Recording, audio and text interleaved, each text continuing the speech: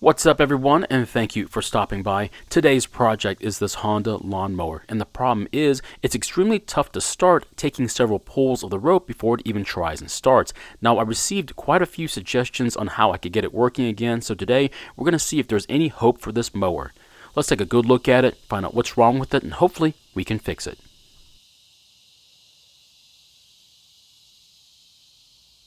In this video, we try and repair this mower. However, it may not be the exact repair you need to make to yours. We'll explore other options later in the video. In a previous video, we took our first look at this free mower that was found on the curb. Now, after inspecting it, we found it to be very worn out, and that's probably the reason why it was given away. The worst part was, of course, the worn tires, and even though this looks bad, the tires were completely missing on the drive wheels, which is a first for me. Now, I'm seeing one missing tire, but to see both drive tires completely gone means they must have been using it this way for a very long time. If you've seen any of my other videos, you'll know that I'm not fond of the blade stop system on this mower, and that's because it's just something else to break. Now, if you're bagging your grass, the blade stop system is the best thing in the world. However, since I mulch my grass, I'd rather not have the system on it. Some of the suggestions I've gotten from the last video was to check the valve lash, inspect for a partially sheared flywheel key, using some engine restore, and even just letting the engine start and run for a while, as it might loosen anything that might be stuck. Now, all of these are great ideas, so I'm going to start with the easiest and work my way to the hardest. Now, since the last time you saw this mower, it has been in storage, so that means there's no oil or gasoline in the engine, so that means we're going to put some oil into the engine, and we'll start with the engine restore first. Now, I've tried using Restore on an engine that had low compression that was also smoking rather badly. Unfortunately, it didn't work on that particular engine, and after taking it apart, it turned out that the cylinder wall damage was just too severe for the Restore to have any effect.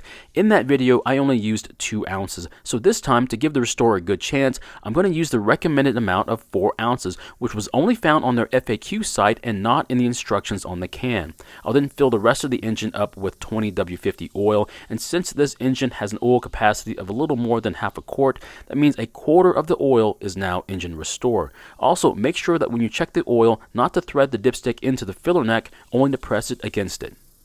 Now that we have some oil in the engine, we can now use our compression tester to get a baseline reading.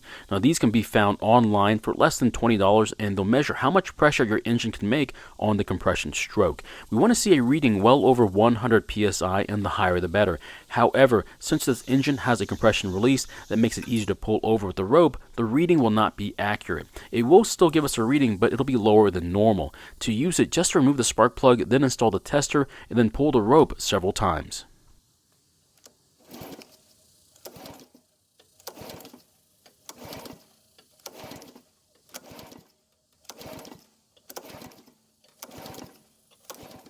So something strange just happened. We got a higher reading than we did in the last video. The new reading is 91 psi, which is 20 psi higher than the last time. Now, we haven't ran this engine yet, so I really don't think the engine restore is responsible for the increase in compression. Now, when the reading was only 71 psi, it meant that there was some cylinder wall damage, but now that the reading is higher at 91, it means that there's a lot less damage than before. Now, since I'm having some issues with accuracy with this test, I'm going to override the compression release by using a drill to turn the engine over. We should then get an accurate reading.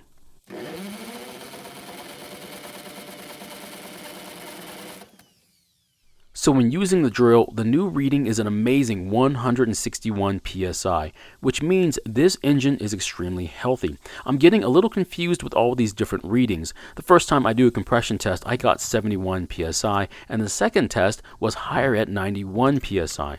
And then when I use a drill to turn the engine over, I get a reading like it's a brand new engine with very little wear. I'm not sure what's going on here, but I do have an idea, but I'll talk more about that once our second round of testing is done. The next thing to do is to run the engine so the Restore can work its magic. Then we'll do another compression test and see if anything changes.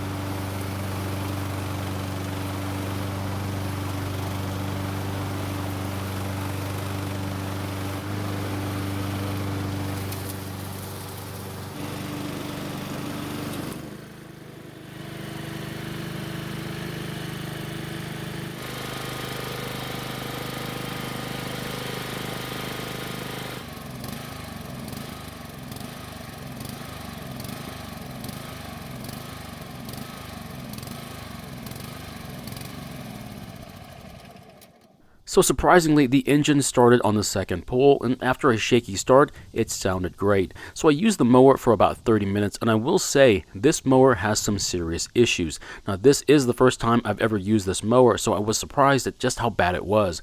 The first thing that's bad about this mower is the alignment on the front wheels.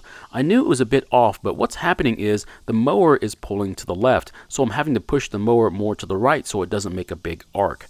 The next issue is that the self-propel doesn't work. Now normally this isn't an issue since my own personal mower doesn't have a working self-propel system, but the difference is this mower is a lot heavier than the one I use, so it's really tiring after some time. The last issue is it's missing the plug for the chute, so it's blowing grass at my feet. This mower did come with the bag, but I mainly mulch my grass instead of bagging it.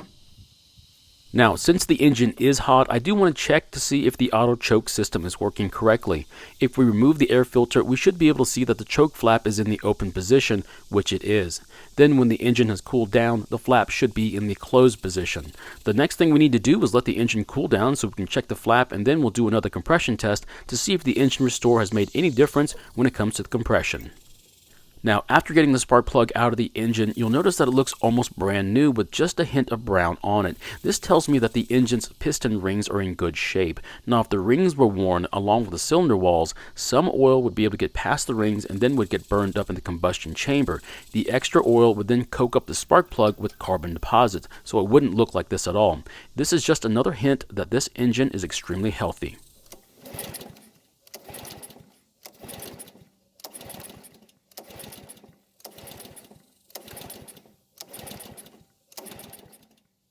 So after yet another compression test, the reading is 90 psi, which is very close to what we got earlier, so at least that's consistent. But unfortunately, it means that Engine Restore has yet again not made any improvements to our compression. The last thing to do is to use the drill and see if we can get a higher reading than 161 psi. So the new reading is a little bit lower than before, but not by much, at 156 psi, which is close enough for me. So unfortunately, I still haven't been able to get Restore to work on anything I've tried it on, but then again, in the case of this engine, I don't think it really needed it. Now, if I had to guess, Restore would work great on engines that have minor wear to them, and apparently this engine doesn't fit in that category. Now, since I've used this mower for a while, I want to check the oil and make sure it's still full. Sometimes when you're adding oil through the filler neck, it's hard to get an accurate reading. And it looks as though the oil is at the bottom of the dipstick, so that means I'll add a few ounces to top it off. Now, while the engine is cold, we need to check to see if the choke flap is closed, and fortunately it is, which means we should have no problems starting this engine, just to make sure that its easy start from before was not a fluke.